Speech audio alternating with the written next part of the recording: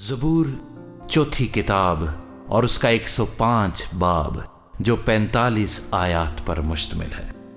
खुदावंद का शुक्र करो, उसके नाम से दुआ करो, कौमों में उसके कामों का बयान करो, उसकी तारीफ में गाओ, उसकी मदह सराई करो, उसके तमाम अजायब का चर्चा करो, उसके मुकद्दस नाम पर फख्र करो। खुदावंद के तालिबों के दिल शादमान हो, खुदावंद और उसकी कुव्वत के तालिब हो, हमेशा उसके दीदार के तालिब रहो। उन अजीब कामों को जो उसने किए, उसके अजायब और मुंह के अहकाम को याद रखो। ऐ उसके बंदे इब्राहिम की नस्ल, ऐ बनी याकूब उसके बरगुजीदो, वही खुदावंद हमारा खुदा है, उसके अहकाम तमाम जमीन पर हैं। उसने अपने अहद को हमेशा याद रखा, यानी उस कलाम को जो उसने हजारों पुश्तों के लिए फरमाया, उसी अहद को जो उसने इब्राहिम से बांधा, और उस कसम को जो उसने इजहाक से खाई, और उसी को उसने याकूब के लिए आइन यानी इसराइल के लिए अब्दी अहद ठहराया, और कहा कि मैं कनान का मुल्क तुझे दूंगा कि तुम्हारा मौरूसी हिस्सा हो। उस वक्त वो शुमार में थोड़े थे, बल्कि बहुत थोड़े, और उस मुल्क में मुसाफिर थे, और वो एक कौम से दूसरी कौम में और एक सल्तनत से दूसरी सल्तनत में फिरते रहे।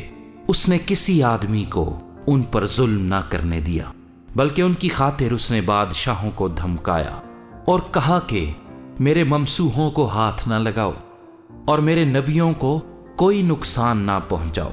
फिर उसने फरमाया कि उस मुल्क पर कहत नाजिल हो, और उसने रोटी का सहारा बिल्कुल तोड़ दिया।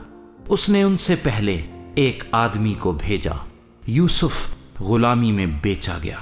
उन्होंने उसके पांव को बेड़ियों से दुख दिया, वो लोहे की जंजीरों में जकड़ा रहा जब तक कि उसका सुखन पूरा ना हुआ। खुदावंद का कलाम उसे आजमाता रहा। बादशाह ने हुक्म भेजकर उसे छुड़ाया। हाँ, कौमों के फरमारवा ने उसे आजाद किया। उसने उसको अपने घर का मुख्तार और अपनी सारी मिल्कियत पर हाकिम बनाया, ताकि उसके उमरा को जब चाहे कैद करे और उसके बुजुर्गों को दानिश सिखाए।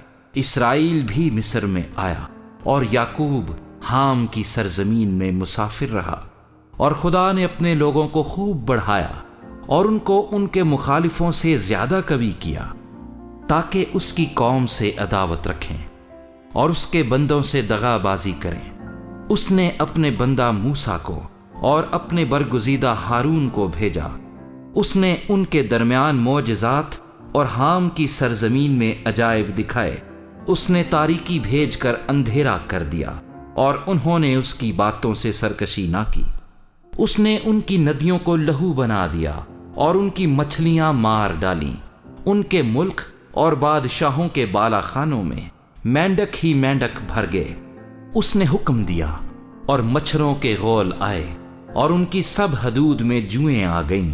उसने उन पर मी की जगह ओले बरसाए और उनके मुल्क पर दहकती आग नाजिल की।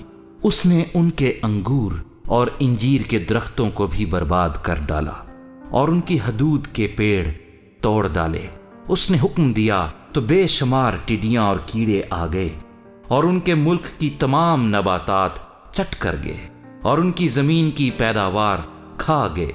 उसने उनके मुल्क के सब पहलोठों को भी मार डाला जो उनकी पूरी कुव्वत के पहले फल थे, और इसराइल को चांदी और सोने के साथ निकाल लाया, और उसके कबीलों में एक भी कमजोर आदमी ना था।